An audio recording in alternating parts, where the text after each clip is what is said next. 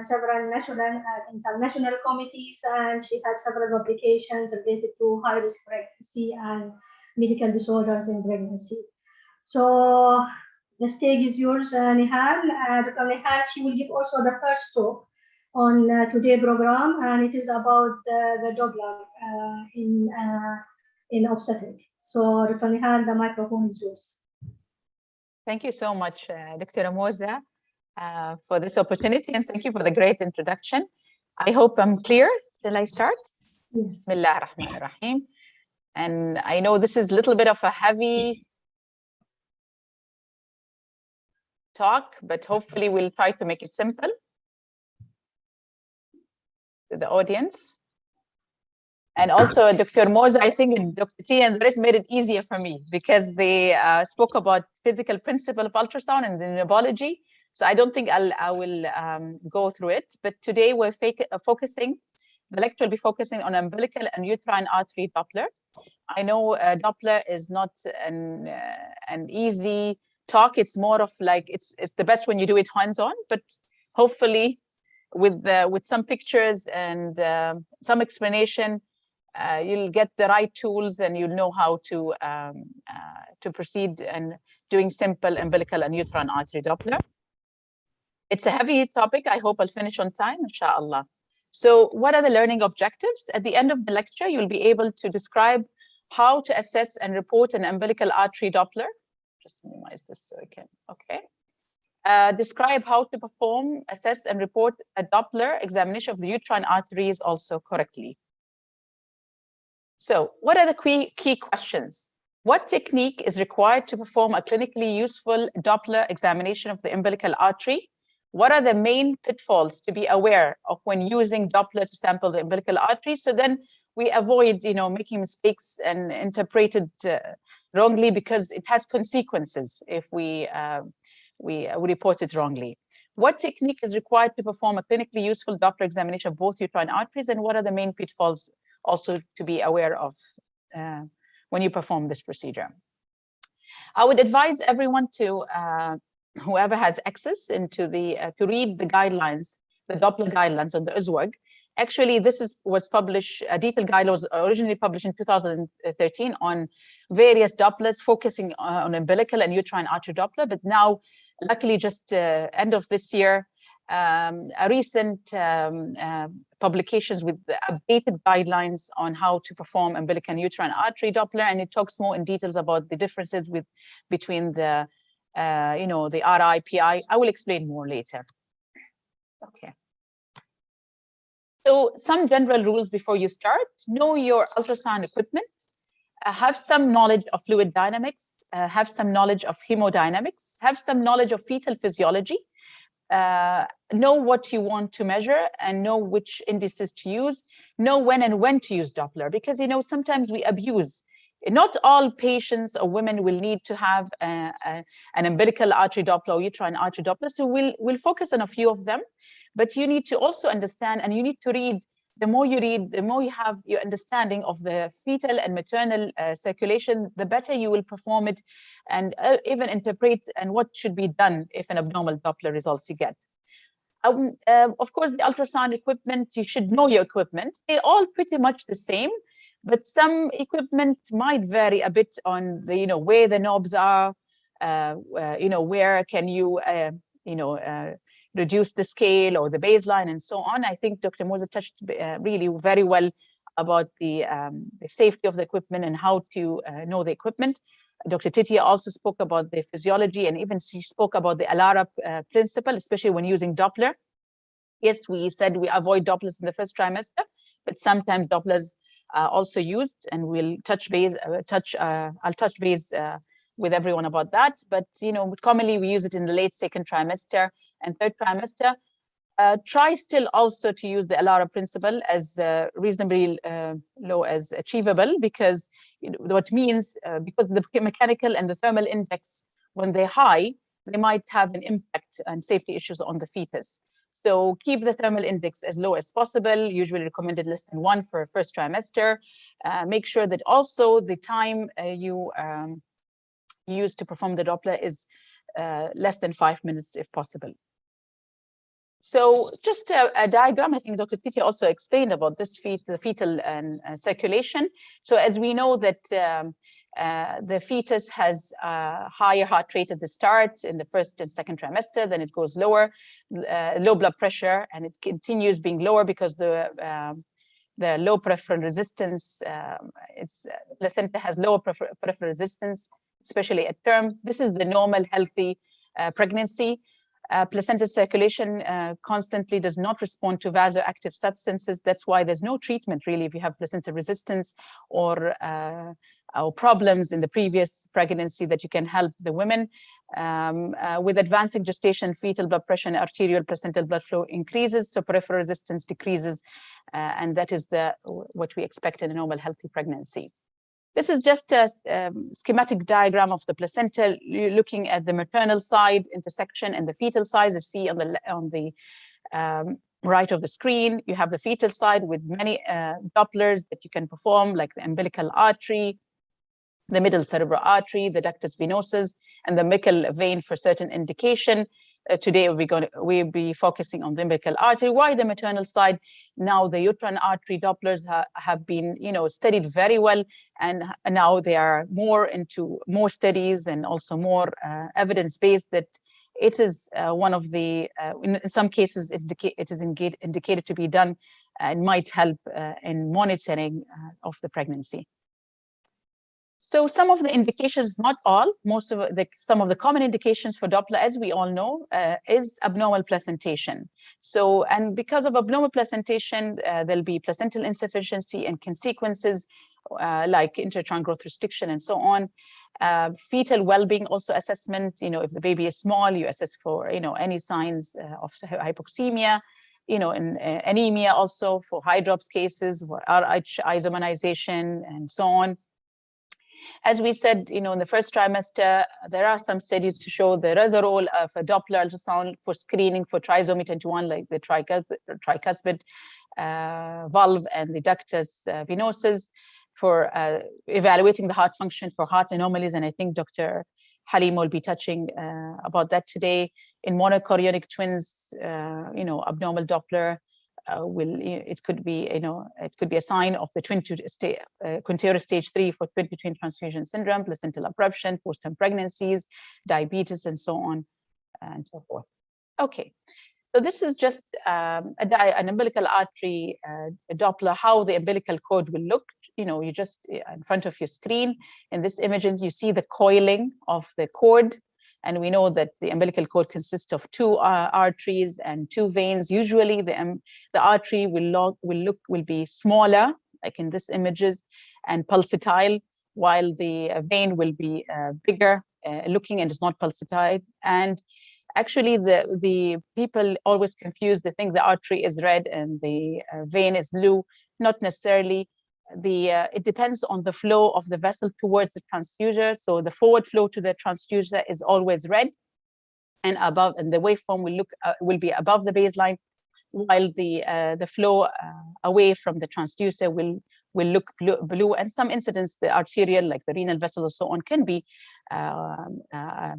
flow against or away from the transducer, and it will look blue and it will be below the baseline.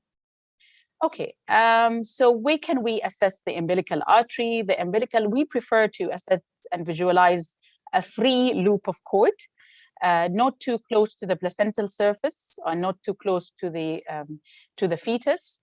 So you always magnify and zoom. As you see here, this is a free loop of cord, while here this is the the insertion of the cord into the fetal abdomen. And the reason behind this, that we know that it's a forceful force and more forward flow when it's going to the fetal surface, and you might get an abnormally high umbilical artery Doppler, and the resistance is lower towards the placenta. So if you perform an umbilical artery Doppler closer to the placenta, then you might go you can get a lower value than expected. So always it's recommended, if possible, and in some cases sometimes not possible, that I'll mention, that you get a good free loop of cord. I know it's sometimes difficult when baby's moving a lot and how to perform, but you need to practice and do it and used to perform your umbilical artery Dopplers on a free loop of cord. Okay, always switch on the color Doppler modality. It's not compulsory. So, when we do, as we know, when you do the umbilical cord Doppler, you have what's called the color Doppler mapping, and we have also the pulse wave gate, or the PW. So when first, make sure the image is magnified. Make sure that you have your box, not too large to take, if there's, vessels around and artifacts, and not too small that you can, so you study the area that you want to study it very closely. 75 of them, it's preferably that you zoom in the magnitude to 75% of your image, so you can see the vessel very well. And as I said, if you can identify the vessel without color Doppler, it is possible. You can just put your pulse wave. I'll show in the next image what is the pulse wave, or the pulse wave gate, how does it look? And you measure your the umbilical artery. Okay, so it's always important to understand about the principle of the color flow mapping, and luckily that our machines are adjusted very well. But sometimes when you want to measure a small vessel or a different vessel, then you need to change your what you call the scale, or the PRF, because I think Dr. Titia mentioned about the pulse repetitive frequency. Some machines will call it PRF, and some machines will call it scale, like the GE or the Philips. So when the PRF is high, the low velocity vessels will not be picked up. But when it's also very low, it's, it will have a layersin. There will be mixing of vessels, and it will be looking very ambiguous. Very ambiguous means you'll get, different colors. You'll not be able to identify, not when, not in opposed to when the PRF is a bit higher. So always we adjusted in a reasonable, like 0.6 to 0.7, and the column Doppler mapping, you have to adjust according to your image. Okay, and then the sample, this is what's the sample gate, or the pulse wave gate. As you see here, it can move by height, not by width. Here's your box. You magnify the image. You have the vessel perpendicular to the as perpendicular, or the vessel as perpendicular as you can to the sample gate, preferably to make it a little bit wider, not too wide, not too narrow. So if you don't have other vessels, this is reasonably okay. So you can have a good image. I'll just show you. I think yes. So here you can see we have narrowed the pulse gate here, the pulse Doppler function. But when you can see, you're picking up the umbilical artery, and also the same time you're picking up the umbilical vein. You can't avoid it in some, but you're having a good you're having a good image. So this is acceptable. But if you make it even wider, in this case, you might pick up more of the umbilical vein vessel than the umbilical artery. Actually, before I move there, I just wanted to show you, something called the sweep speed that can be, if your sweep speed is too high, you'll narrow the cycles, the cardiac cycles of the umbilical artery. So it'll be a lot of, I don't know how to mention, a lot of, you'll get a lot of waveforms, which we don't want. And if you make it too wide, you make it the sweep speed too wide, you might get only a few vessels that you can study. So make it an average. You have to have around 4 to 5 cycles, up to 8 maximum, and you can measure either a continuous waveform, or you can choose your best umbilical artery waveform. So this is a video just to show you how it looks, the sweep speed. So this is an average. You're getting 1, 2, 3, 4, 5, 6, around 7 to 8 cycles. And this is a normal systolic and diastolic. You can see here systolic, diastolic, and you're measuring a continuous waveform. Some studies have classified the velocity waveform as here, but as normal is class 0, class 1 as, or some people say class 0 as normal, class 1 as high PI, pulsatility index, or the SD ratio. Class 2 also have been mentioned as maybe very high, and class 3A absent, or class 3B. It's very confusing, and some people are using only 0, 1, 2. So actually, preferably, we report it as normal umbilical artery Doppler according to gestational age, or it is high resistance. The pulsatility index will be higher than or more than the mean by +2 standard deviation, or you call it absent when there is no diastolic flow, or reversed. Here you can see there is a reversed and diastolic flow in these vessels in the umbilical artery. The other thing is the 2D pulsed Doppler.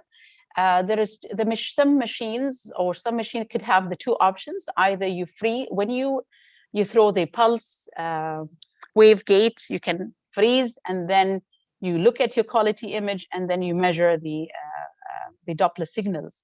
But some machine you can measure while you're continuously performing the Doppler. Or most studies recommend that you freeze the 2D image. It provides a better Doppler signals. Once you freeze, you can see, of course, as I said, the pulse gate here is picking up the artery and the vein because they're close to each other. It is acceptable, and you have a nice wavelength. It's a forward flow, as this is the artery, and the vein is the blue. It's away from the transducer.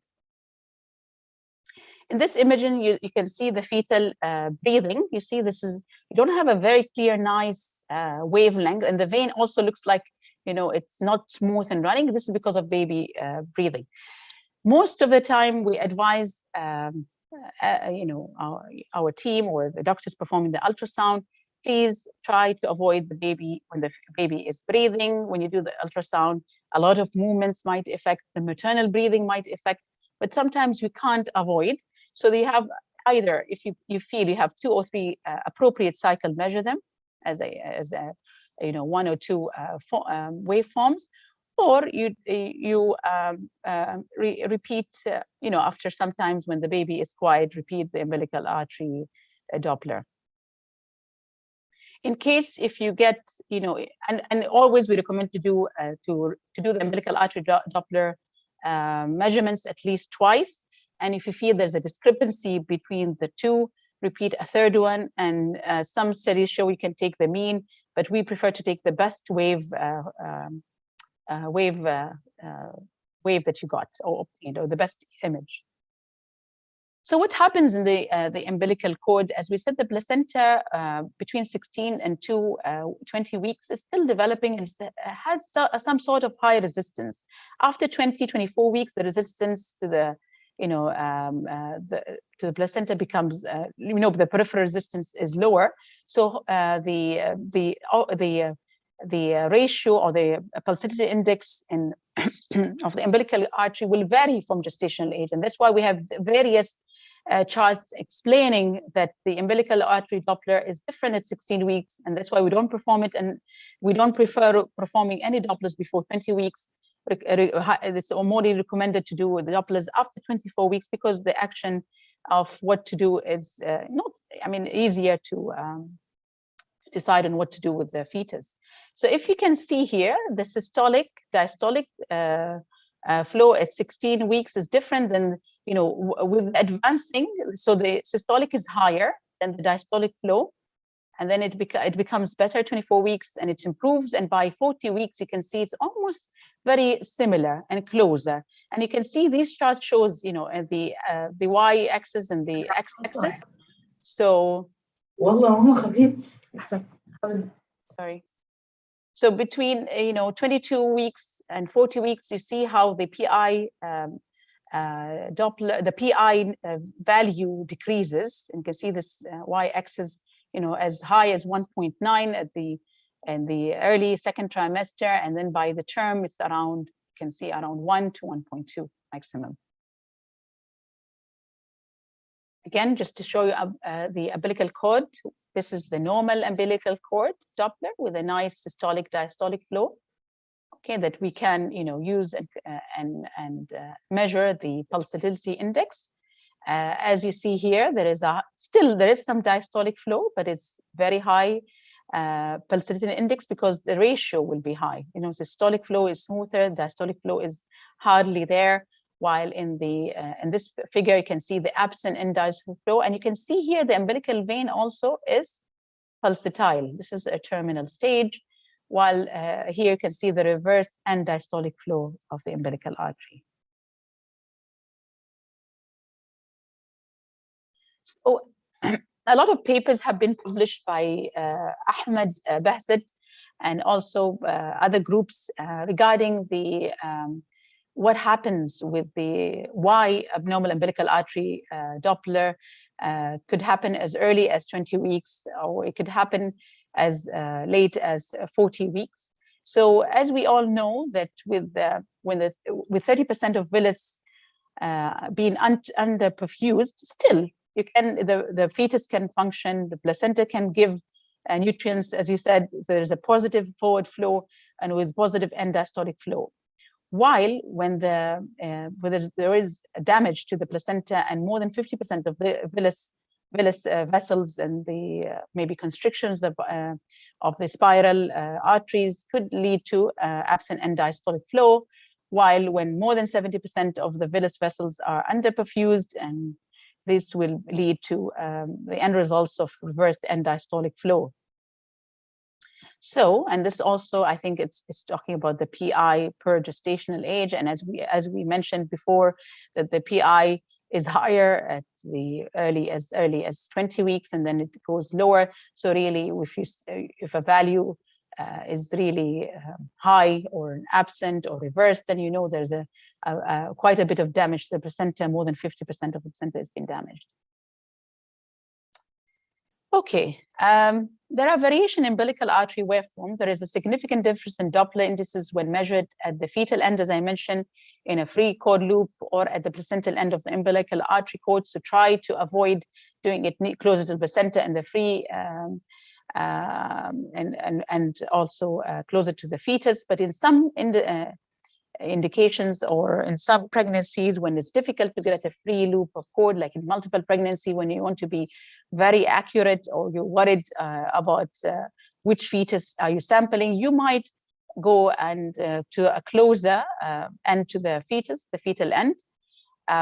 We don't really use placental end much, but some also studies recommend if you can identify the placenta of twin A or twin B, then you can do. But you have to think that there are some reference ranges, and there are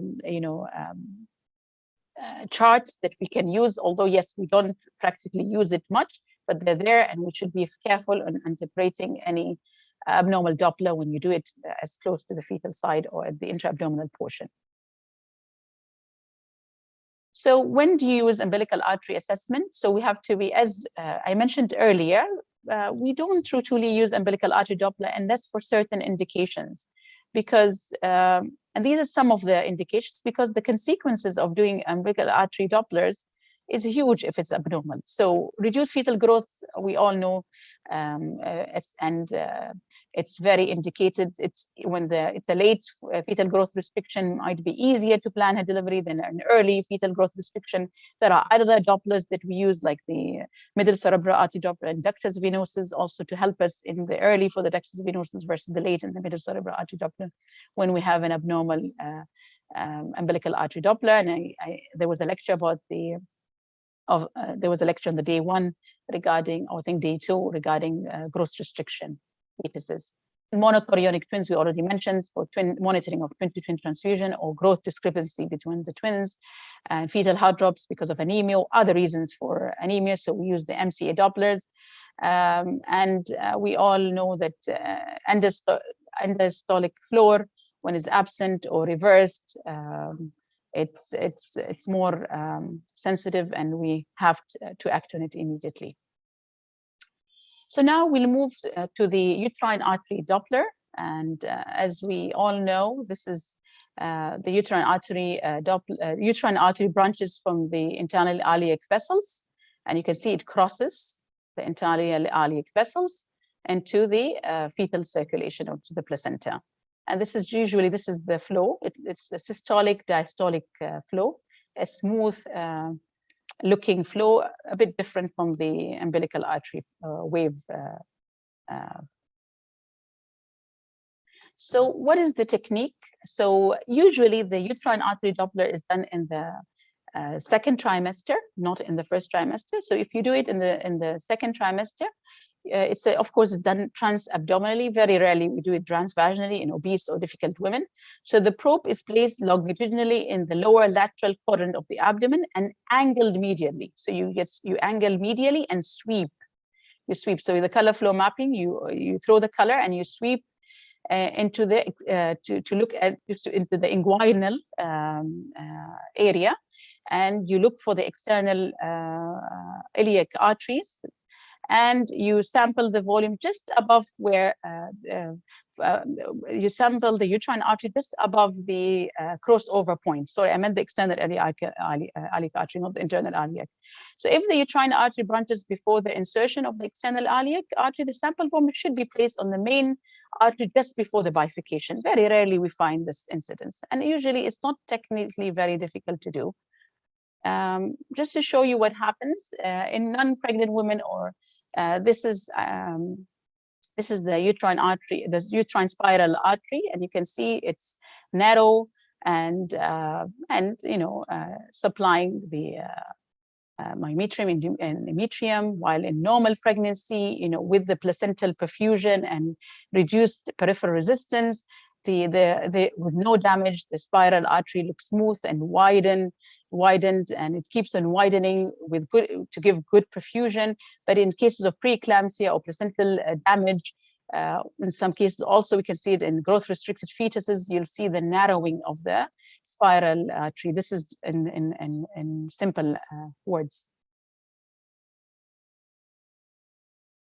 So a lot of studies, as I said, studied the uterine artery and as early as in the 1980s, but now we have more evidence that abnormal uterine arteries might lead into complications, mainly preeclampsia and next fetal growth restriction.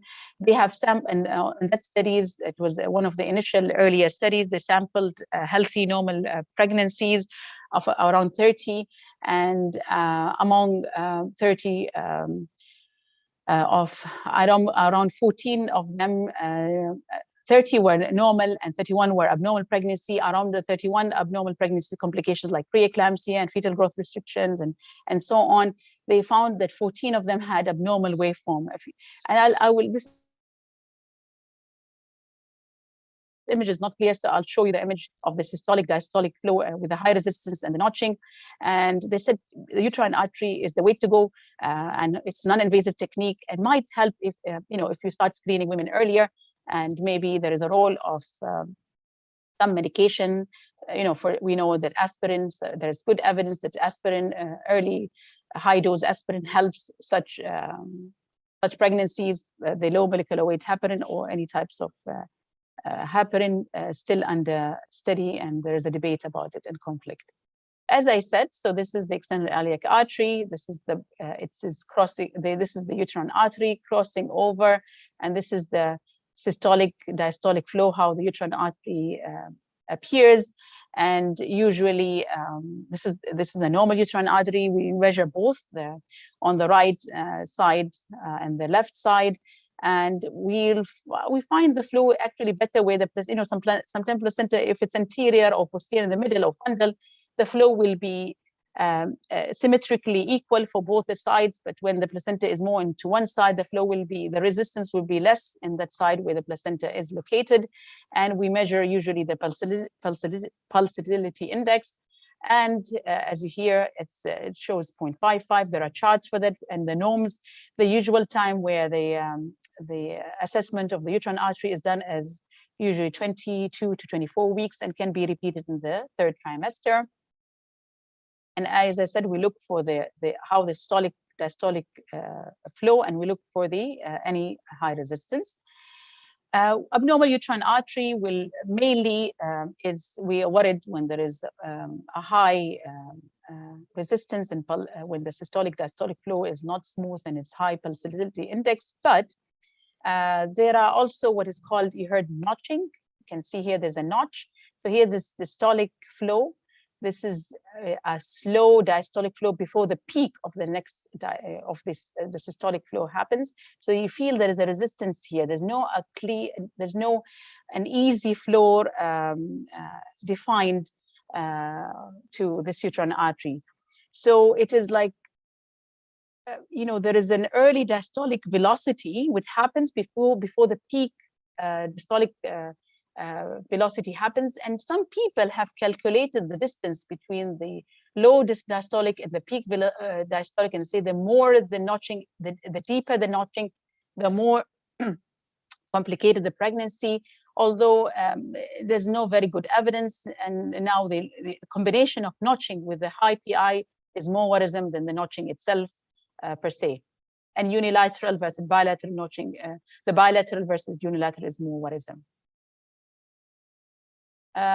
You can see that, if you'll think this might be a notching. No, actually, this is normal impedance to flow of uterine arteries in the first trimester, because the first trimester, there is the placental perfusion is not as good as in the second and the third trimester, with some high resistance. So this will be normal in the systolic diastolic flow will be looking normal in the first trimester. And then also in the early second trimester, this looks normal, while in the third trimester, this will be abnormal, or in the late second trimester, you should not see notching or high resistance. And there are, as I said, so we rely in the first, if you're going to use the uterine artery in the early second trimester or in the first trimester, use the PI indices more important than the notching per se, and there are charts for the norms. So uterine artery screening at 22 to 24 weeks, this is the ideal time. Low risk, as they say, low risk for preeclampsia when an intrauterine growth restriction or fetal growth restriction if it's normal flow. High risk for preeclampsia or intrauterine growth restriction if you see notching and we have high resistance in that time.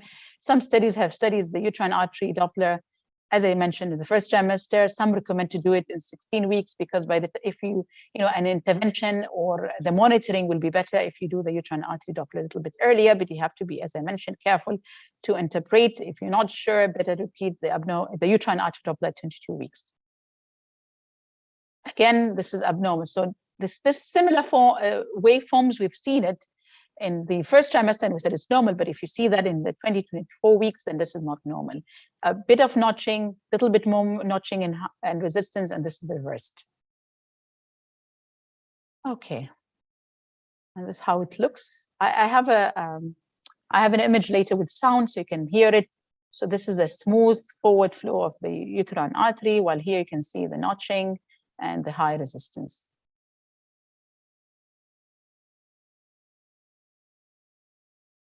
No, as I said, you have to follow the charts for the PI. Some studies, they speak about the RI, but there's usually in the late second trimester, around 1 to 1.5 is acceptable. So if it's lower than 1, you're happy.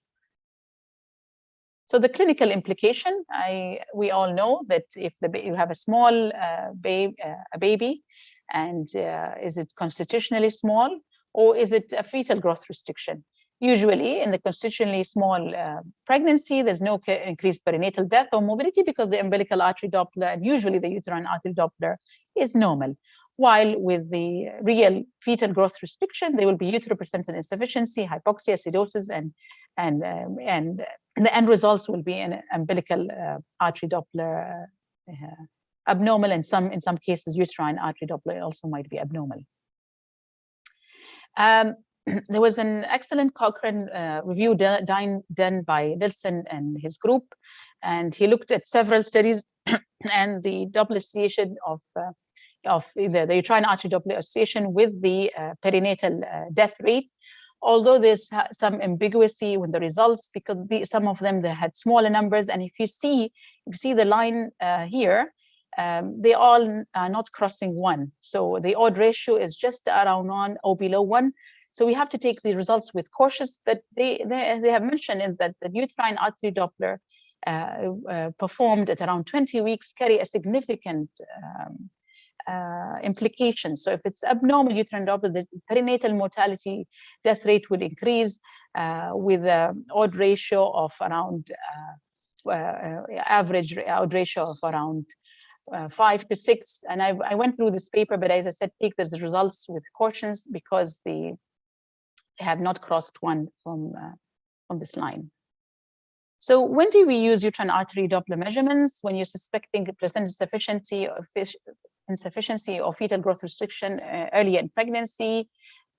Mainly, we really use uterine artery Doppler in high-risk women who had a previous very bad fetal growth restriction. Also, we've used it for previous history of severe preeclampsia, especially early delivery and early preeclampsia. Some studies show there's evidence to be used in high-risk women like SLE, those with inherited thrombophilias, and these factors might be related to poor placentation. Nicolaides and his group also looked at this is a systematic review. He also published a lot of papers on himself on uterine artery Dopplers and other, of course, Doppler modality. One of the recent one was in 2016. More than 30,000 healthy single women were also studied in King's College Hospital. And what he, with this systematic review, they said the uterine artery Doppler is it's sensitive, but it could be as low as around 20% to as high as 70%. It depends on the skill and when do you perform. But if it's abnormal, it's very specific with and if it's normal, it's a good negative predictive value. And increased impedance of flow in the uterine arteries in pregnancy attending for routine antenatal care identifies approximately 40%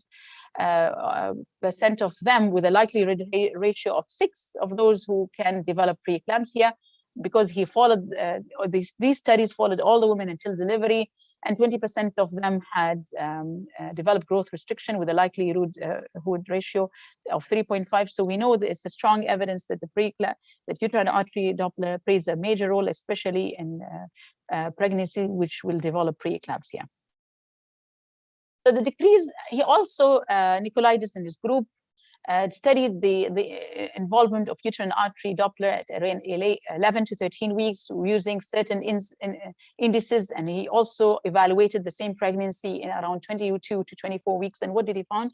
The decrease in uterine artery Doppler between 11 and 13 weeks or 14 weeks and between 21 and 24 weeks is steeper in pregnancies with a normal outcome than those developing preeclampsia. That means if you have a normal uterine artery Doppler at that gestation, the likelihood that's unlikely the women will develop preeclampsia. And actually he took all healthy pre-gravida women and studied on them the uterine artery Doppler. Effective screening for preeclampsia can be achieved by uterine artery Doppler measurements at that time, and maybe an intervention can be performed on those women. And then so when you have a case of a growth restricted fetus, there is a sequential of events can happen and changes. So at the start, maybe the umbilical artery Doppler will be normal, the MCA Doppler will be good, normal with normal perfusion to the brain, but then slowly with the fetal size decreasing, with the decrease in the abdominal circumference and the asymmetrical intertron growth restricted fetus. At the start, the umbilical artery PI or placental index goes higher. And then, and gradually you might see these signs either of oligohydramnios, which is not good, of placenta insufficiency. You can see decrease in the MCA Doppler PI, means it indicates severe redistribution, and we call that we're not happy to see that. And also we can have abnormal umbilical artery, and the end results is the abnormal venous flow in the ductus venosus. Sorry, this. So this is the last slide. The sound of the umbilical artery. Okay. I hope it's not too loud. I just want to mention that, so there's no color Doppler. This is the pulse wave gate applied just direct to the vessel, because the vessel is a bit small here. You can see the artery here, technically perpendicular to the plane. And then they didn't, because it's most probably it's the flow is away from the transducer, that's why you see it inverted. And then the speed sweep cycle is acceptable with a scale of 30. Maybe there will be changes in the scale, and you see how the waveform will change. So just focus.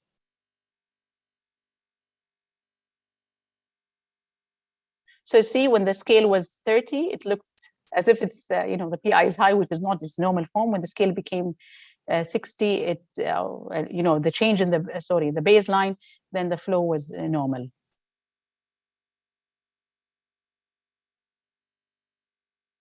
This is the uterine artery Doppler wave. Again, this is the external iliac vessels. This is the crossover. We usually try to be closer, 1 centimeter, but maybe, you know, the vessel was not clear, the uterine artery, and this is how the sounds will be with a normal systolic diastolic flow.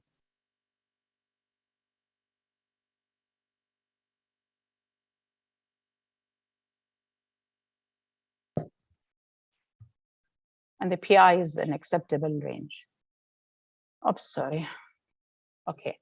So come to the end of my presentation. I'm sorry to take a bit of 10 minutes, I think, or 5 minutes more. So Doppler investigation give insight into fetal and pregnancy pathophysiology. Doppler is one of the major breakthrough in fetal medicine. Doppler can be used in all trimesters for different indications. As we mentioned, usually it's used, the uterine arteries can be used in the early second trimester, on the first trimester for intervention. And some Dopplers are used for screening of trisomy 21. Technically, we use the umbilical artery for the late second and third trimester, especially in fetal growth restriction, but it can be used earlier if there is evidence of placental insufficiency. Doppler can be used as a screening or a diagnostic tool according to the circumstances.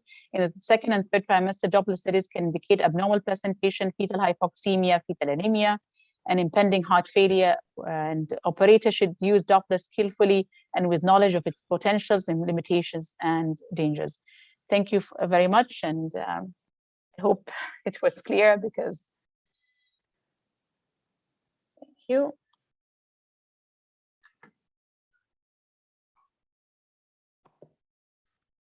So we'll move to Dr. Mega, I think. Yes, Dr. Moza?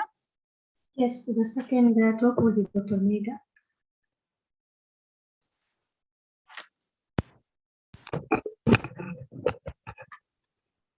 Dr. Mega, you ready? Yeah. Okay, so would like to introduce Dr. Mega. She gave us a talk last week, but of course, she is well known to us. Dr. Mega is a senior consultant working at Khawla Hospital, and she finished her MD in Bombay University in India, and she came to Oman long time in 1991, and she worked in Ministry of Health, and she's really asset to the country.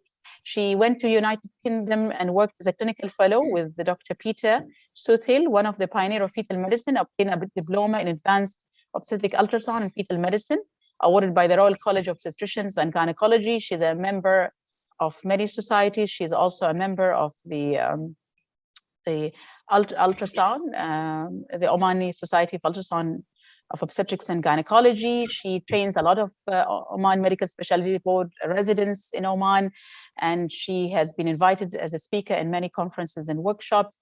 Welcome, Dr. Mega, and she'll be talking about distinguishing between normal and abnormal appearance of the long bones and extremities.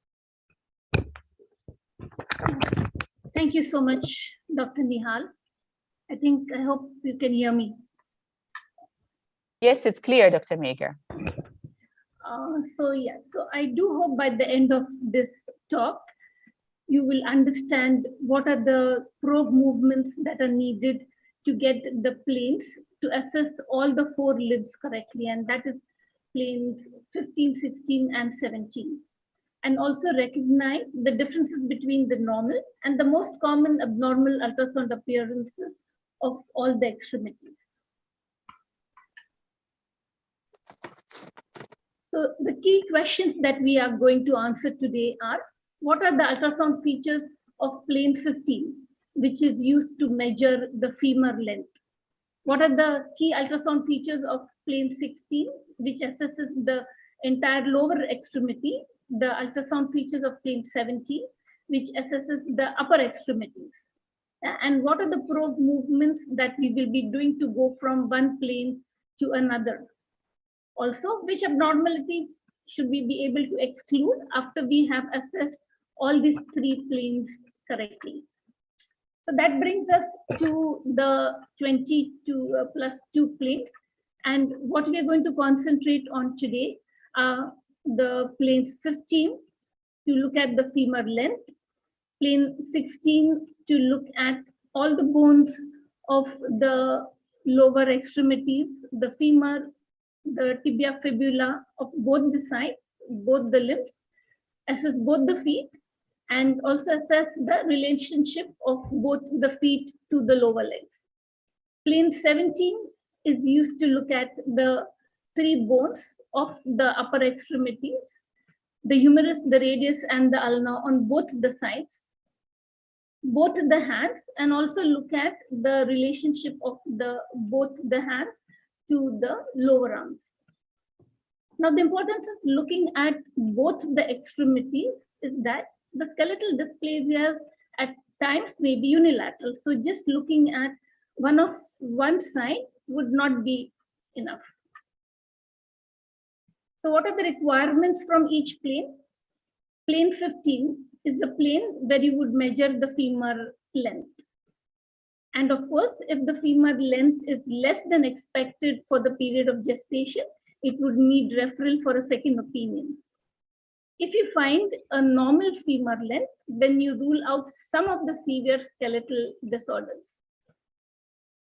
Plane 16 is used to assess the long bones. As I said, the femur, tibia, fibula on both the sides, and also the carrying angle or the relationship of the foot to the lower legs. It is not needed to count the toes. And again, when you find all this normal, you have ruled out some of the severe skeletal dysplasias and Calipers. Plane 17 similarly is for the upper extremity, the humerus, radius, ulna, and also the carrying angle of the hand to the lower arms on both sides. Again, it is not necessary to count the fingers. And when we find these to be normal, we have ruled out some of the severe skeletal disorders and also problems like flexion deformities of the wrists or arthrogryposis. Now, why do we say severe skeletal dysplasia? Why is it that you're not ruling out the milder forms of skeletal dysplasia?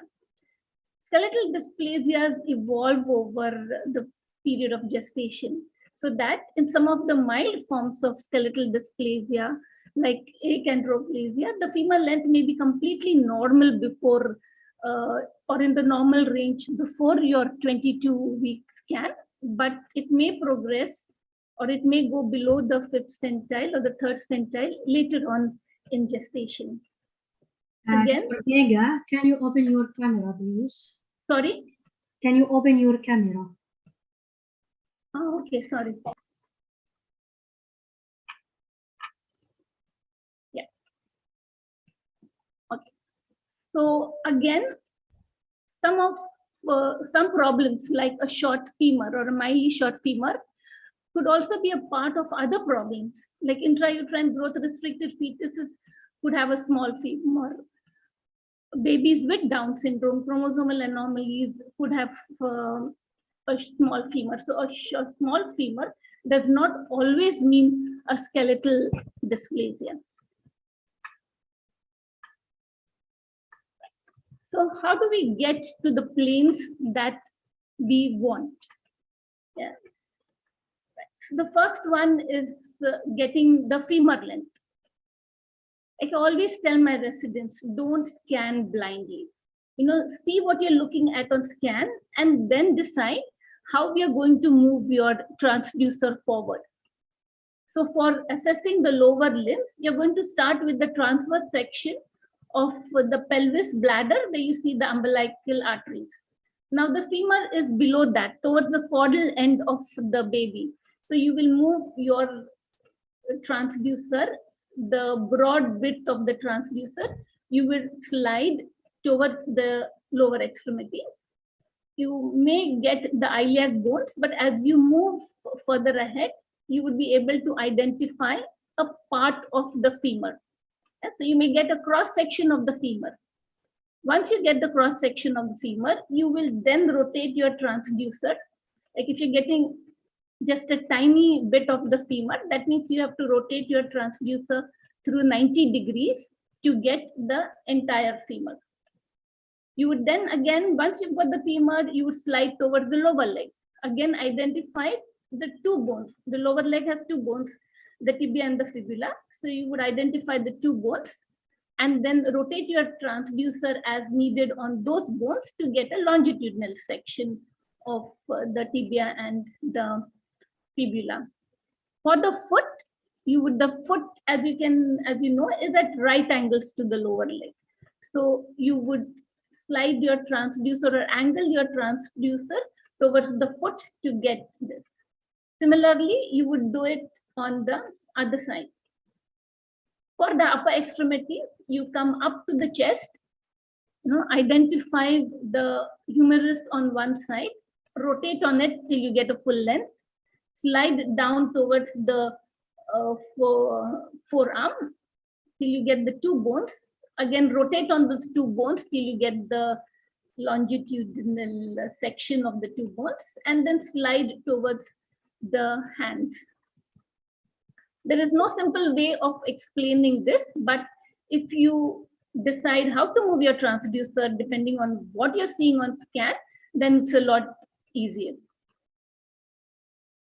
Yeah, so there are a lot of movements that are needed to assess planes 16 and 17.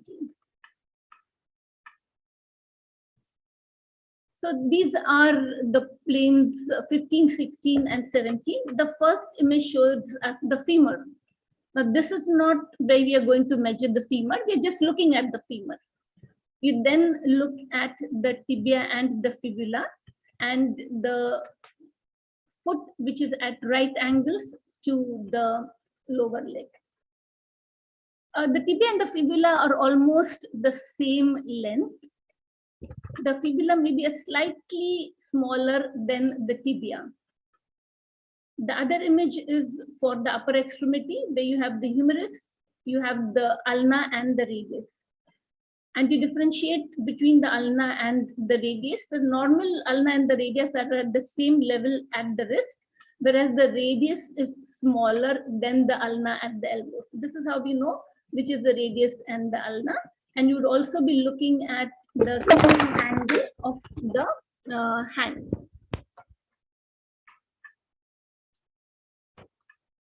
So let's look at plane 15 in a little more detail. Plane 15 is to measure the femur length, that is measure the ossified femur diaphysis.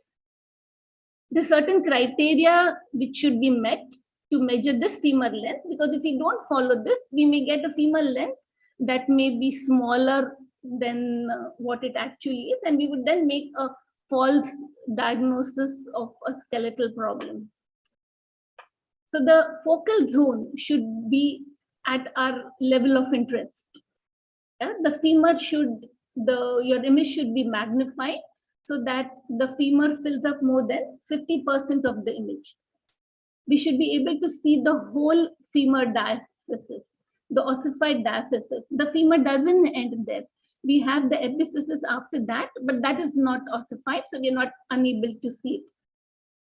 The femur should be straight, perpendicular to your ultrasound beam. The calipers should be placed at each end of these ossified diaphysis. Yeah? And very often, you may get some spur artifacts at the end. This is not the diaphysis, but these are artifacts because of reflection from the epiphysis, and these spurs should not be included in our measurement. We'd often see that sometimes you would get a straight femur, at other times you would get a slightly curved femur. And that is because the femur is not a straight bone. It has a slight curve medially. So the shape of the femur will depend, the shape of the femur that you get an ultrasound will depend on from which side you're insonating the femur. So if your ultrasound beam is from the lateral side, if you're insonating the femur from this side, this is how the femur looks. Whereas if you're looking at it from the medial side, insonating it from the medial side, you would see that the femur is curved. Or if you're imaging it from the superior surface, this is the femur shape that you would get. What we need is a straight line like this. Yeah? And you get that measurement when you're looking at the femur from the anterior external side. Now, how do you know you're looking at the anterior external side? You know, the baby is moving continuously, and by the time you get the femur, the baby has moved somewhere else. It is simple. So once you get a femur like this or like this, you slide a little away from the femur, angling towards the femur, and you should be able to get a femur. You should be able to get a femur, straight femur like this as needed.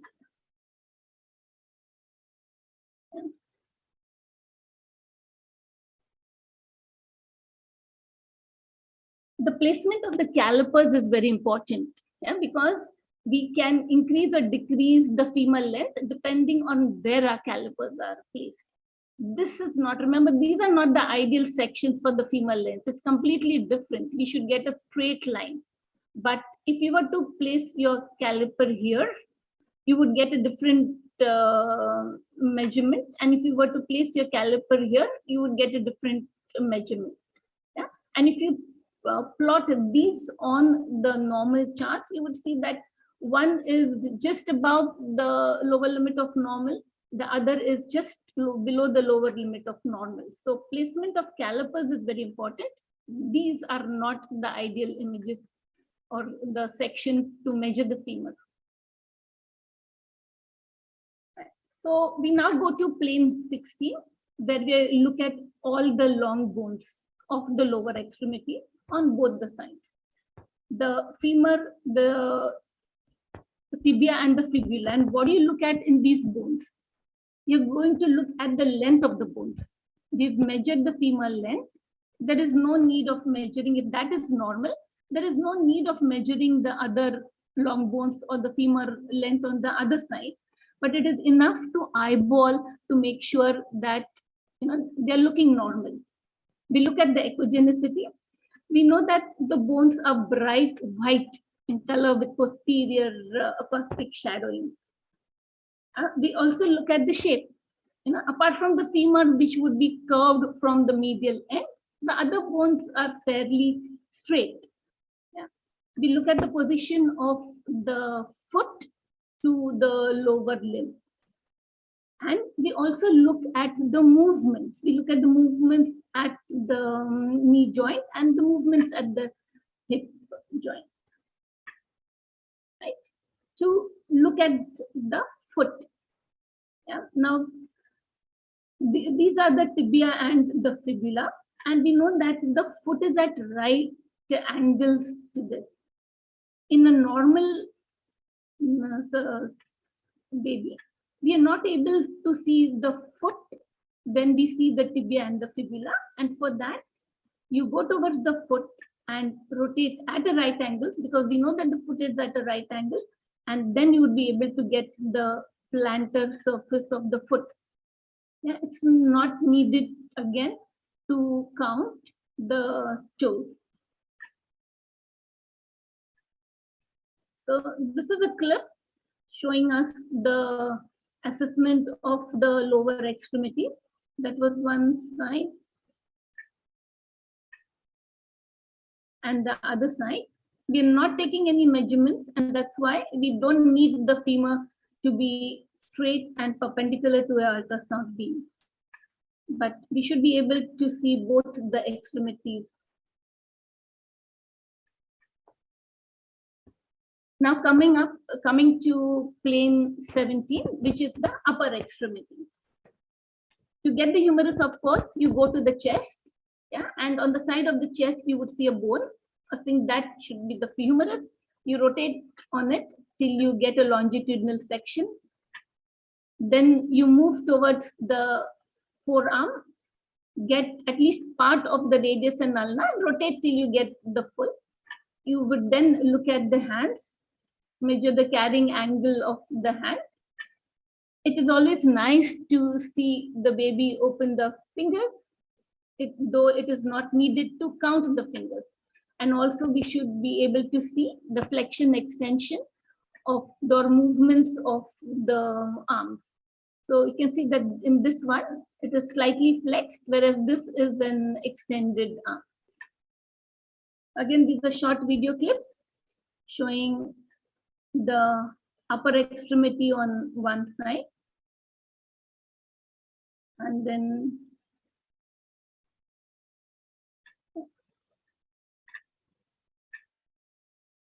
you go on to see the extremity on the other side, making sure that the humerus, radius, ulna are all looking normal. And the hands, the carrying angle of the hands is normal. Baby is opening the fingers.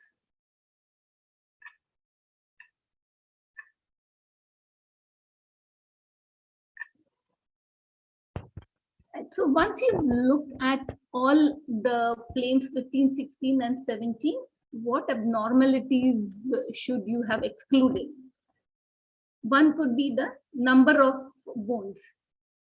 You could have aplasia of some of the bones. You could have hemimphilia, where one of the bones is absent, a radius may be absent, fibula may be absent.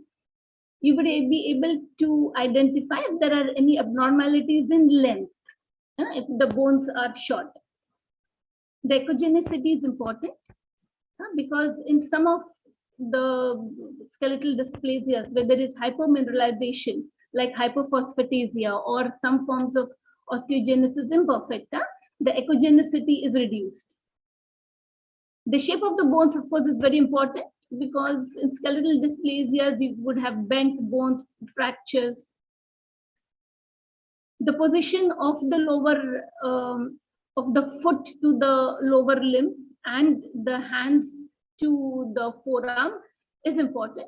It rules out problems like Calipers or flexion deformities of the hands. Yeah? And again, looking at the movements reassures you that the entire central nervous system of the baby is likely to be intact. So let's look at some of the abnormalities. So the first one is the abnormalities in number. So you have, this is the normal hand, whereas here you can see the humerus, the radius, and the ulna. But you see that the hand is very small. Yeah, the hand is very small. And this is transverse defect of the hand.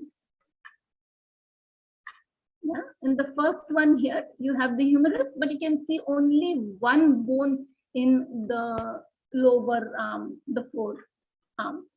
Yeah. And this is a case of radial agenesis. The radius is not present. And because of that, you have a flexion deformity of the hand. This one is a clip.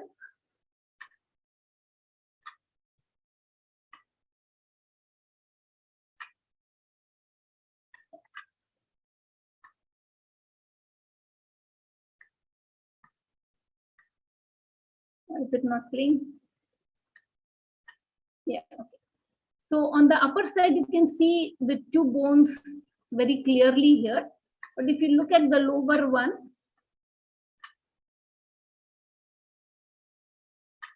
you can see only one bone here, and they've labeled this as tubular agenesis.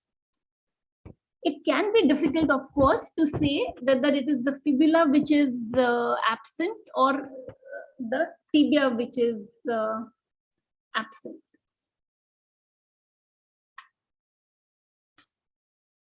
Then the abnormalities that you can see with the shape of the bones. Yeah, you can see obviously that the bones are very short and curved here, very irregular. Again, it's a very abnormal looking, small, bent, irregular bone. And again, this is a femur, yeah, which is bent. Right. This again is a short, curved bone, a very thick bone. This could be fractured because the bone is looking very thick, probably with some callus formation. So these are all abnormalities of the shape that you can see. It is important to remember that you don't have to make a diagnosis of which skeletal dysplasia is there, but once you find any abnormality, you need to refer that patient for a second opinion. Now, abnormalities of position that you could see are, this is of course a normal foot at right angles to the lower leg. This is unilateral talipes. So in normal circumstances, you will never see the plantar surfaces of the foot in the same angle that you see the tibia and the fibula, the same plane that you see the tibia and the fibula. But whereas when there is a club foot, the plantar surface would be seen in the same plane as the tibia and the fibula. This clip shows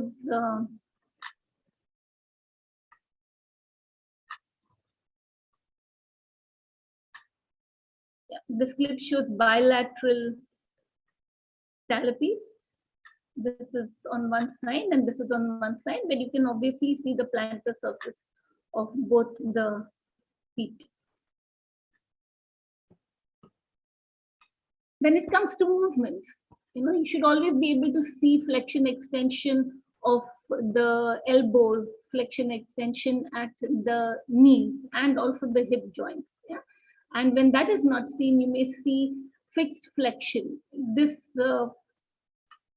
the upper extremity, which is flexed at the elbow, and also with a fixed flexion deformity of the hand.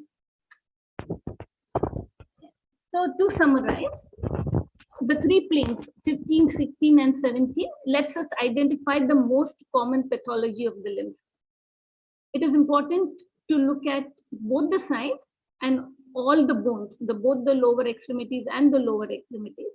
Check their numbers, check the shape, the position, and the movements of the extremities. Yeah? You need to distinguish between normal and abnormal appearances. And if you have any doubts, of course, you need to get a second opinion. Thank you. Thank you so much, Dr. Mega, for the clear presentation. I would like to invite the next speaker, Dr. Tamima. Dr. Tamima Dureshi. I'll introduce Dr. Tamima first. She's a senior consultant, maternal fetal medicine, working at Sultan Qaboos University. She's also currently the associate program director for the Obs and Gynae residency program at Oman Medical Specialty Board. She is the founder and the past president of the Oman Society of Obstetrics and Gynecology and the past vice president of the Oman Medical Association in Oman. She graduated from Sultan Qaboos University, and she did her full residency training at Miguel University, and then she obtained her fellowship training and finished in 2008 from Ottawa in maternal fetal medicine. She has published many papers in peer-reviewed journals, and she is, mashallah, very active in organizing national conferences and also presented in national and international conferences. And she's involved in many national committees, including Ministry of Health. Today, Dr. Tamim will be talking about distinguishing between normal and abnormal fetal anatomy. Welcome, Dr. Tamim, who is my teammate. Yalla, tfadali. Dr. Tamima? Yes.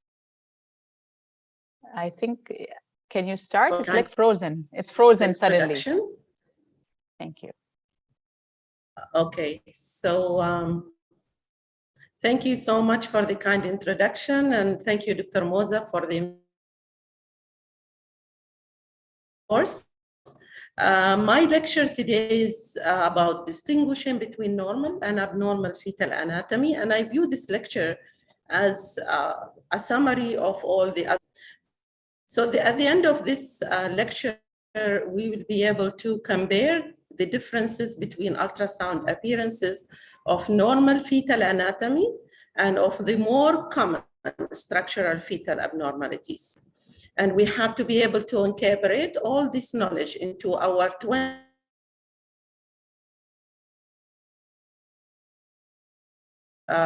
lecture last week. We have to incorporate this standardized method in the approach to the mid-trimester and the third trimester scans. We have to be able to combine all this knowledge with our assessment of the fetal biometry and of the amniotic fluid index. So the key questions that we should cover are which abnormalities can be excluded by obtaining standard measurements, which are the head circumference, biparietal diameter measurements, obviously the abdominal circumference, and the fetal and the femur length sections, whether they are done in the second or the third trimester. And what are the principal differences in ultrasound appearances between a structurally normal fetus and a fetus with one or more of the common structural abnormalities? You have to note that sometimes initially at the beginning of your career, when you are just starting to do ultrasounds, you might not be able to make a diagnosis as such, but you will be able to recognize abnormalities if you see them. So that's the aim, is recognize the abnormalities and refer for second opinion. Now, the standardized method of the 20+2 planes was already described in detail by Professor Suresh last week. So I'll not be covering them in details. However, I'll be going through each plane and trying to establish or remind you regarding the normal, what do we expect when we see it as a normal, and what are some of the more common abnormalities that we can see in each plane. Now, at the beginning, when we start our ultrasound examination, you all know with the 6-step approach that we have to do the overview 1, which is mainly establishing the fetal position and situs, which is very important to establish. So cytosome abnormalities obviously can happen. Very frequently, most of the people will use the stomach as being always on the left. So they will just establish the situs by looking at the stomach and looking at the cardiac axis, and then we assume that the left side is that side. You all know that this is not correct in all circumstances, because with situs versus totalis, then this does not apply. So we have to be careful when we use this method. The recommended method that the people or most of the people are using is the hand method. So what you can see here in the hand method, that you will imagine that if you use your hand, I'll be using my hand here. So if you use your hand and your thumb like that, so the top of your hand here is the head, and then the back of your hand should be the longitudinal section of the back of the baby. The frontal aspect of your hand is the frontal aspect of the fetus, okay? So your thumb on the top, or your fingers on the top, or your fist will be the head of the fetus. You will imagine that the back of your head will be the back of the fetus when it's in the longitudinal line, and obviously the frontal aspect of the fetus will collaborate with your frontal aspect of the hand. Now, the thumb, which is not showing there, I will show it to you here, will point always toward the left, okay? So the thumb always pointing toward the left. So let's imagine now I am examining a patient, like I'm doing an ultrasound of the patient, okay? And the patient is actually lying in front of me. So her left side is corresponding, okay, the patient left side is corresponding to the back of my hand, okay? So let's assume now that with the first example here, that the baby is on a breech presentation with the back of the baby is in the left side of the mother, okay? So you place your hand like this, and then the thumb will be pointing forward, right? So you will see that the left side, you will expect the left side of the fetus to be anterior in your probe. That will include the stomach, and that will include, obviously, the cardiac axis. Okay, now moving toward the other example, which is if the baby is actually, or the fetus is in a cephalic presentation. So now the head is down, okay? So the baby is in a cephalic presentation with the back of the baby again on the left side of the mother. Now my thumb is pointing posteriorly. So you'll expect that the left side of the fetus will be posteriorly, and that will include obviously the stomach, as you can see here, that it's on the left side of the baby. And there is a clip here that shows the position of the stomach and of the heart. So that's how you will establish the situs correctly, and I would say in the more efficient and a quick way. Okay, so you can see now that the stomach is more posterior, okay, and the cardiac axis is also pointing toward the left. So this is the correct left side. Okay, so now after doing the situs and making sure that obviously the situs is correct, you have allocated the sweep one, where the position, you know the position, you know the lie of the fetus. Now you can start doing your 20 plus 2 approach for the ultrasound. And if it is performed correctly, it has the potential to exclude up to 50 abnormal fetal appearances. So it's a very good and systematic way of actually doing a second trimester or even a third trimester scan in order to exclude abnormalities. Now, we will start with the head planes, which are plane 4 to 6. In those planes, you can exclude alobal holopresencephaly. Obviously, you can exclude banana-shaped cerebellum, cystic hydroma, lemon-shaped skull, occipital encephalocele, skin edema, and ventriculomegaly. And let me show you some of the so the standard transventricular plane is plane 4, and it's very important to know what is the correct, I would say, plane to take this image, because it has a lot of implication both in terms of the structure of the brain and also in the measurement of some of the structure. So you have to see the midline falx cerebri in this plane. You have to see the cavum septum pellucidum, as already described before last week.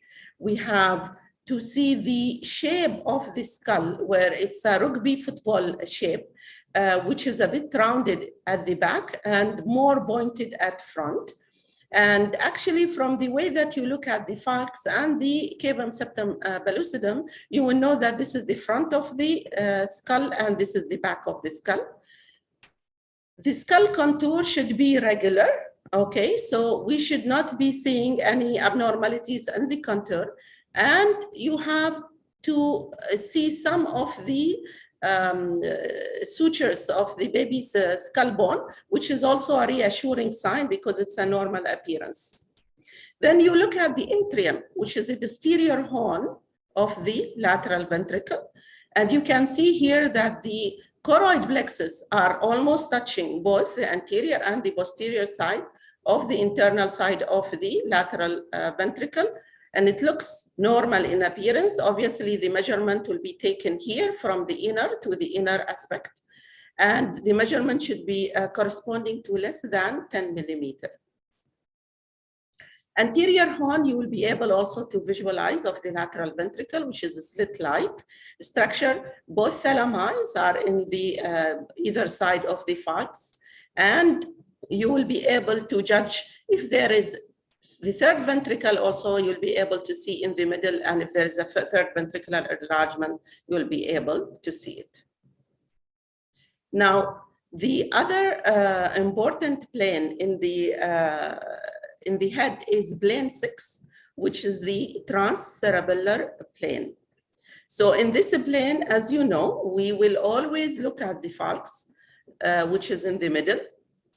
Cavum septum pellucidum, you will be able also to visualize it, the thalami in each side. And then you will be able to view the cerebellum, which is a dumbbell-like structure at the back or the posterior part of the baby's head. And then you will be able also to look at obviously the cisterna magna, which is very important to look at and measure. And measurement should be less than 10 millimeter. Also, the nuchal fold should be measured in the mid-pregnancy scan. And it's very important to establish the correct way of the accurate measurement of the nuchal fold. Now, let's look at some of the abnormalities. I'll give you some examples. Now, we can see here the normal plane 4 and plane 5.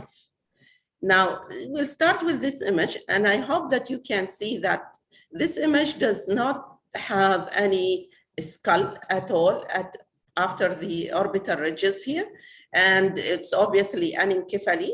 And in that case, obviously, you will not be able to establish any of these planes. You will not be able to get both of them. And that's very obvious diagnosis, and usually diagnosed even in the first trimester of a pregnancy. Now, moving to the Trans-Ventricular View, you can look at and compare in between the normal plane, which is in the right-hand side of the slide here, and the abnormal, okay? So you can see here that this is what is it called a lemon-shaped skull, which with the frontal bossing of the parietal bones, okay? And then we see here also ventriculomegaly with the choroid plexus dangling inside. So it's not touching the internal or the internal surface of the ventricle. And that's why it's mobile, it's dangling. And that's basically due to the ventriculomegaly. So in this case, we have to always think about open neural tube defects, because there will be a brain herniation. And obviously that's why the frontal bossing and the lemon-shaped skull will happen. Now, let's look at another example. And this is another example where you can see the ventricular enlargement here with the choroid plexus dangling, but the lemon-shaped skull is not that obvious in this one. So this is less likely to be open neural tube defect. Moving forward, let's look at the spine. So the spine, as we said before, that we have normal appearances in plane 1, which is the sagittal view of the spine, and we have to see the skin covering all the way until the sacrum, okay? And you can see the ossification centers of the spine, and good ossification center, and there's no interruption of the ossification center. Now, compare it to this view where you can see the skin lining here at the beginning, and then there is some sac-like structure protruding through the skin, and we cannot also see the continuation of the ossification centers of the spine, and that will make us obviously think about spina bifida or neural tube defects. Okay, in plane 2, what you will be able to see again, you can see here that there is a protrusion of a sac, okay? And there is also a missing of the ossification centers of the spine. And then it's very obvious that there is abnormality here if you compare it with the normal spine. Moving forward, you will have to collaborate. Now, you know that you have most likely an open neural tube defect. So you go back to plane 4, and you will have to compare the normal, which we already established, okay, with the abnormal look, where we said that there is ventriculomegaly with a lemon-shaped skull, and that will give you more indication of the diagnosis, okay, that there is an abnormality of an open neural tube defect.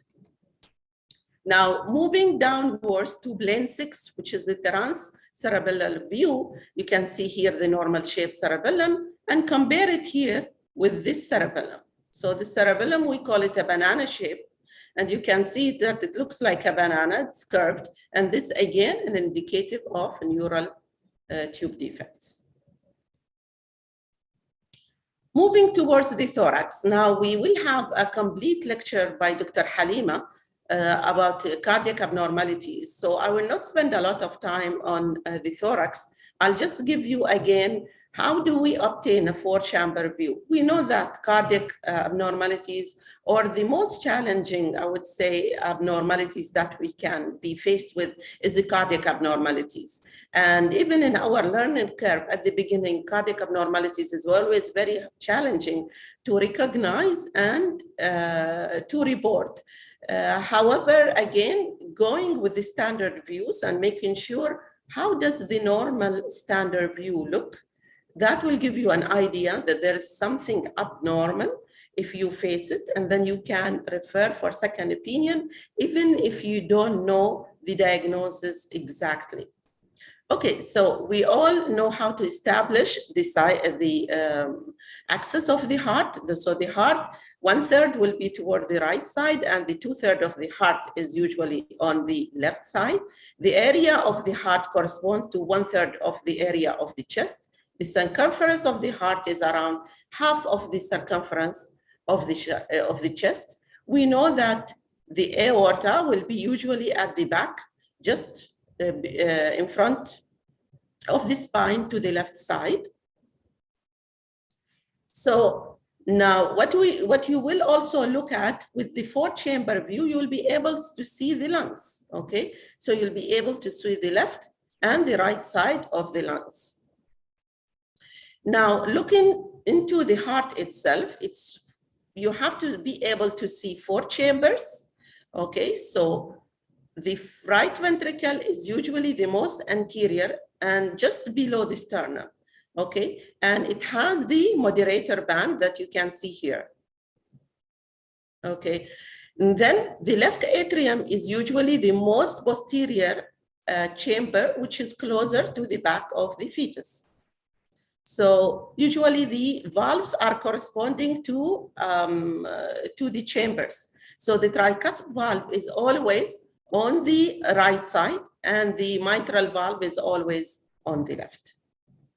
We can see here that the tricuspid valve is more apical than the mitral valve. That means that the location is a little bit closer to the apex of the heart. So you can see here what we call the offsetting, okay? So it's like a step in between the mitral valve and the tricuspid valve. So they are not in the same line. The flap of the foramen ovale, you can see it always pointing toward the left atrium, okay? Because the shunting of blood is always from the right to the left. And the moderator band, as I said before, is located in the right side or in the right ventricle. So by establishing a good chamber, a 4-chamber view, you will be able to exclude actually a range of different abnormalities that I'm sure Dr. Halima will be speaking about a little bit later. The crux of the heart is also very important. That's where all the ventricular septa and the atrial septum are located. And it's very important to view it and see it, because if you don't see it, then it can indicate some cardiac abnormalities. And obviously descending aorta, we already said it's located in front of the spine, just to the left side of it. Okay, so now we will look at some abnormalities in this plane. Okay, so you can see now the cytus is already established, and this is plane 7 and plane 11 where we see the stomach. Now look at this, I would say, 4-chamber view of the heart. And I hope you will be able to see that, obviously, this is the back, okay, of the baby. This is the spine of the fetus, obviously. So you can see here that there is a defect, okay? And the defect is actually not only in the ventricular septal defect, also in the atrium, okay? So this is a total AV canal, okay? And you cannot see, obviously, the crux of the heart in this view. Now looking into another abnormality, which is not very easy to visualize, to tell you the truth. I think with the video, it will be more, I mean, always cardiac abnormality when you are scanning real life, or if you take clips, is much better to visualize and see the abnormalities rather than relying on a still image. And the still image, obviously, it's also very tricky, especially it's very hard to diagnose abnormality with one still image. But anyway, I think what we can see here, that the heart is this side, and you can see a cystic structure with echogenicity on this side.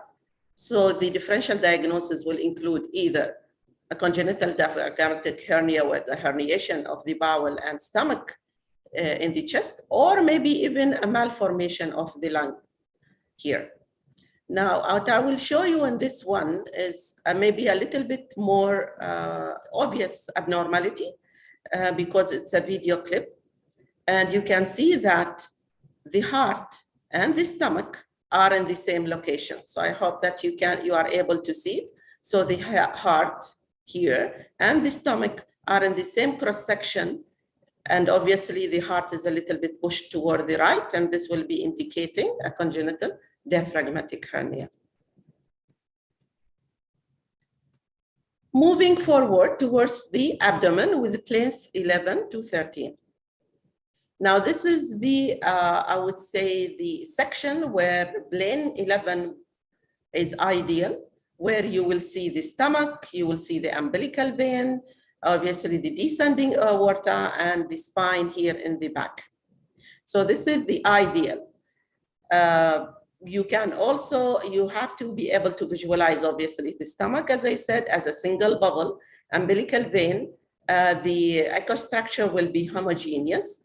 And sometimes you'll be able to see the gallbladder also to the right of the umbilical vein.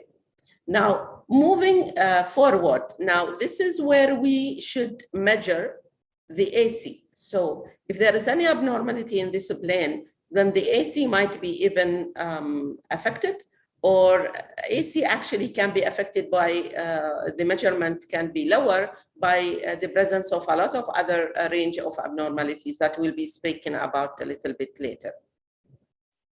Now you can see here in comparison of the normal plane 11 here and compare it with the plane 11 here. So what we can see here that there are two bubbles instead of one. Okay, and this is what we call the typical appearance of the double bubble of the stomach. Now, as I said before, you don't need always to have the diagnosis. You have to recognize abnormalities, and you have to be able to refer for a second opinion. Another important, I would say, abnormality that we can see in this plane is also ascites. So you can see here that there is a fluid collision in the abdominal cavity, and it's very obvious that this fetus have ascites. Okay, so now moving forward to the cord insertion. So cord insertion, again, it's done by sliding inferiorly from the cross section where we get the abdominal circumference measurement. So we have to slide inferiorly as if we are going down to the sacrum of the fetus, and you have to maintain it as a cross section.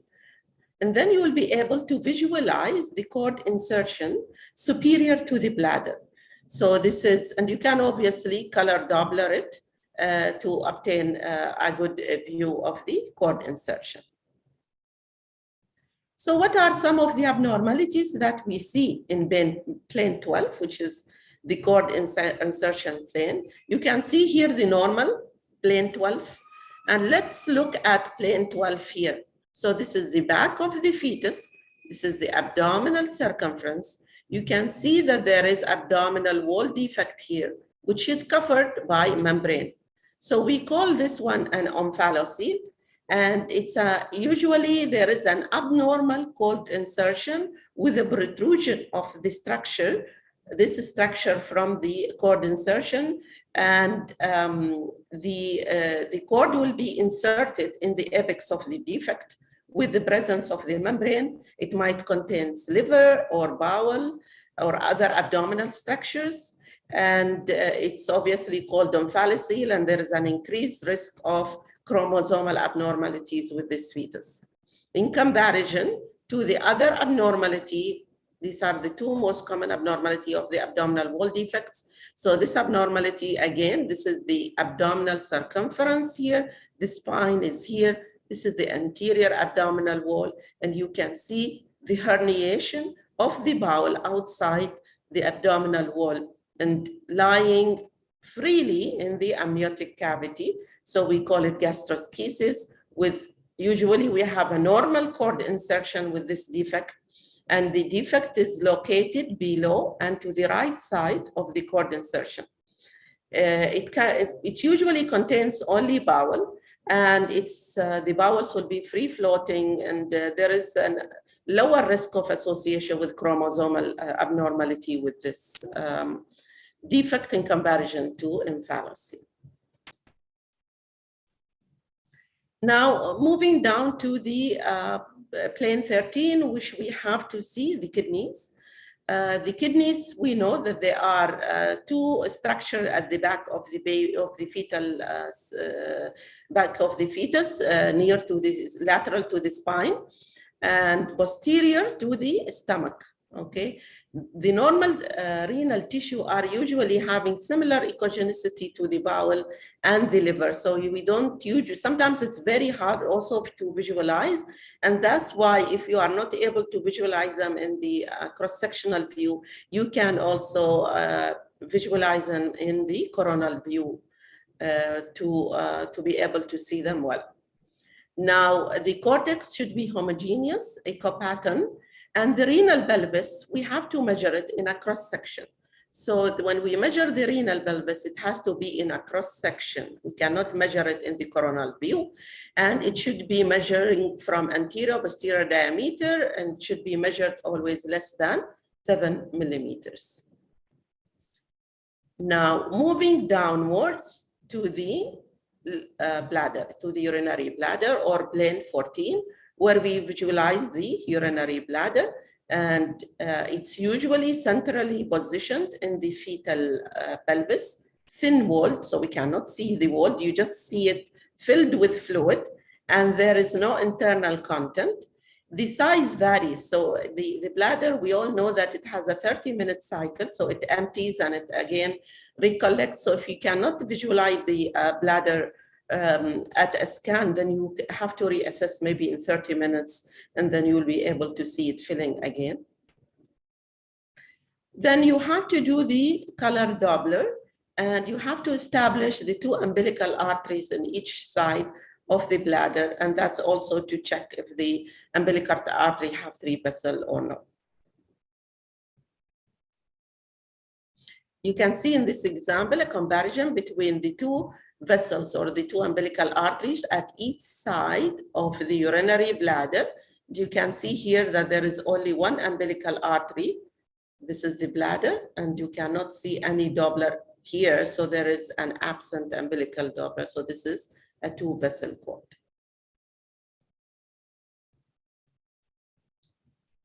Now, for the urinary abnormalities, you can see, as we have established before, what is the plane 13 and plane 14 should be looking alike.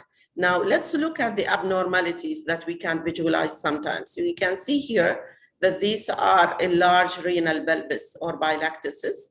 Very obvious. Why we are not saying they are double bubble, for example. Some people will say, oh, maybe it's a double bubble. Well, this is more posterior in location in comparison to the stomach, okay? So, and the other thing, obviously, the stomach will be toward one side, okay? So that's how you will be able to establish the abnormalities. This is another abnormality that you can see in plane 13, where again, this is the cross-section of the fetal abdomen at the level of the kidneys. The spine is here, and you can see that one of the kidney here are huge with a lot of cysts, and it's most likely multicystic dysplastic kidney. Now, when we look, this is a sweep one, but this is in the first trimester scan of a fetus, and you can see already the huge bladder here. And this is most likely a bladder outlet obstruction, which presents very early in gestation if it is complete. Now, you can assess also this is the bladder by visualizing the two umbilical arteries on each side of the urinary bladder. Looking at the plane 13 again, you can see major dilatation of the renal pelvis here and this is most likely the huge bladder here, and that also will signify urinary outlet obstruction. Again, looking at the coronal view of the fetus, looking at all these abnormalities where there is most likely, well, the differential diagnosis will include also a GI abnormalities. So you'll have to be careful and make sure, especially like, as I said before, you will not be able to diagnose an abnormality with only one picture. Ideally, it should be multiple pictures or a video clip. So in this fetus, actually, it has a urinary tract abnormality with outlet obstruction. Now, moving forward to plane 15 and 17, this was already described just now by Dr. Mega regarding the best way of obtaining femur length and how do we measure it. So I'll not be repeating it again because I'm sure you got the correct idea. The only thing which I have to stress on that it has the measurement when you measure it, it has to be as horizontal as possible to be more accurate, and the recommended degree is less than 15 degrees to the horizontal.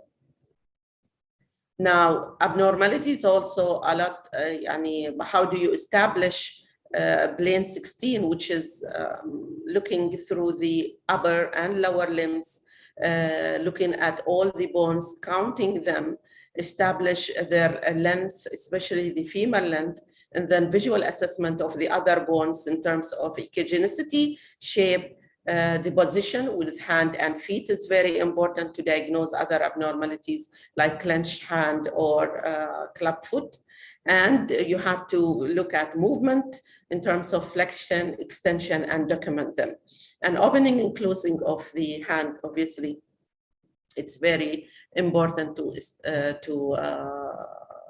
report, especially in the second trimester scan. Now, looking through comparing plane 15 to plane 15 here, again, I think Dr. Mega have already described this. So this bone doesn't look normal. It's shorter than usual. It's also irregular with most likely bone shape and most likely also some fractures on it. So this is a case of Estergenesis Imperfecta. You can see here again that the plane 16 where we establish the angle of the foot in comparison to the lower foot, and you can see that the club foot is there, very obvious, and it's very important to recognize and refer. Now, you can also link the skeletal dysplasia to the other, deformities that they are well known for. For example, in sweep 1 in the coronal view, you will see that the chest is very narrow in comparison to the abdominal circumference in this fetus, and that's obviously severe skeletal dysplasia. Moving forward in plane 18 to 20. Dr. Tamima, is it yes. okay to, Dr. Tamima? So Yes. is it okay to finish maybe in 2-3 minutes, just the time and the prayers? if you don't Yes, mind. Sure. Thank you. Okay, so again, in the face, let me just show you what we expect from the normal. You know, we have to document, obviously, as we said, the lips and make sure that there is no clefting in the lips. Then we go to plane 19, where you will see the two orbits, and they should be equal to each other, and you should be able to fit another orbit in the middle, okay? So the space in between the two orbits is very important to assess. And if you can see here in plane 20, the profile of the baby's face, and it's very important to see the profile in a correct way. Now, subabnormalities that you will be able to see in these planes are the cleft, okay, very obvious cleft lip. Obviously, palate will not be able to recognize here in this view. Then moving forward, you can see here, okay, this is the orbit. Again, I'm trying, okay, so this is one orbit. This is the second orbit. You can see how different in the size, and different size also in between the two, the interorbital distance. So this is a case of microphthalmia. So the main idea is to recognize abnormality and refer. And you will be able also to see here in plane 20, the micrognathia. And again, it's very obvious if you compare it to the normal view here. Now, regarding the size is also very important. I'll go through this very quickly for the sake of time. Now, microcephaly, if the head circumference is less than 5th centile, it can be due to isolated microcephaly alone, or you have to also establish if it is a spina bifida. Now, if you have a small AC below the 5th centile, you have to make sure if there is any congenital diaphragmatic hernia or abdominal wall defect or early fetal growth restriction. Then, if there is a small femur length below the 5th centile, you will have to make sure regarding skeletal dysplasia. So you have to look at all the bones. Obviously, it's a soft marker also on Down syndrome. So you have to look at all the other soft markers. And it might be part of early fetal growth restriction. Now, amniotic fluid abnormality is also very important. With polyhydramnios, you have to make sure if there is any neural tube defects, especially anencephaly or upper gastrointestinal abnormalities or skeletal dysplasia. If it is oligohydramnios or anhydramnios, then you have to rule out renal abnormalities. Sometimes it's part of fetal growth restriction, especially later in gestation. Now, my advice to you at the end of this presentation is try to familiarize yourself with a lot of pictures in terms of normal planes and what abnormalities that you can get in each plane. You can get a lot of teaching material through the web and through the ISUOG website. This is the only way of actually building your experience through the ultrasound and recognizing abnormalities when you see them and refer appropriately. So the key points that we have covered during this presentation is that the key to identifying abnormality is understanding the normal appearance at different gestational age. It is important to develop a consistent and logical approach to the obstetric scan rather than scanning randomly. So the 20+2 plane approach is provide a consistent and a logical approach, and it's the approach that we always recommend. If you are unable to confirm that the appearance is normal, then seek a more experienced opinion with a second opinion and refer appropriately. Thank you so much. Thank you, Dr. Tamima, for the comprehensive lecture, and we will break. We're late for prayers. I don't know, Dr. Moza, should we make it 10 minutes? Do you think people will be able to come back in 10 minutes?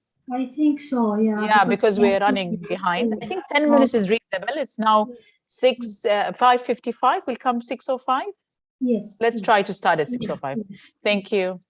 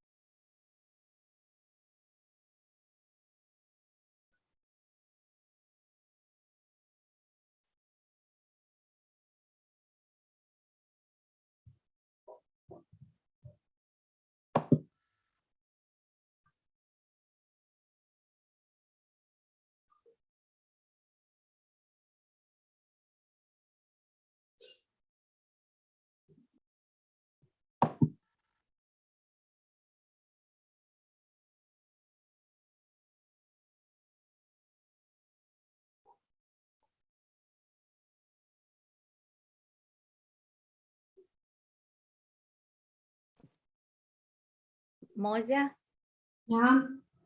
شوفي علي الحين أنا وين شوفي؟ ما بقى. You want to share slide ولا؟ أيوة أحسن عشان أباك تشوفيني كيف الإضاءة وكذا. الإضاءة شوية لو تروحي مكان شوية فيه أكثر إضاءة لأنه شوية ظلام. هي. أوه you يعني cannot شوف أنت start. compare mine with yours. أقول لك يقول لي you cannot start while the other إيش؟ while the other participant is sharing. شكله لازم اللي خلصت منك كانت تميمة sharing. شكلها ذكية. ذكية. زين احنا نزدت الإضاءة شوية. أوكي هي acceptable بس إذا بعد تروحي مكان شوي أحسن إضاءة. زين طيب. وأنا عارفة الليكتشر مالش طويل يا حليمة بس try to go quickly through it. كيف؟ أنا أعرف الليكتشر مالش طويلة كمان فإذا تقدري يعني تروحي وراها يعني quickly فاهمتني؟ أمشي أسرع فيها قصدك؟ هي. زين لأن هي وايد أشياء فيها repeated. طيب. I know. Oh she didn't هذا حاطتنا recording الله يهديها ذكية. يعني بيطلع صوتنا ذكية يا حلوة. ذكية. نعم دكتورة. الحين دكتورة حليمة she want to share her slides. اوكي انا خلاص موقفة وقفت الشير سكرين. أيوة حليمة الحين الفيديو مالش أوكي. طالع؟ إيه. لا أنا قصدي يعني صورتش. أها. أوكي الإضاءة الحين أحسن يعني. زين السلايد شوفي يطلع واضح. أيوة حتى الفيديو أوكي. أيوة لكن هين صورتي تشوفيني؟ ايوه نشوفش دكتورة واضحة. واضحة الصورة. أنا ما أشوف نفسي. زين موزة شوفي الحين أنا الحين وش اسمه؟ لأن الحين جالسة أشوف حتى على سكرين ثانية باين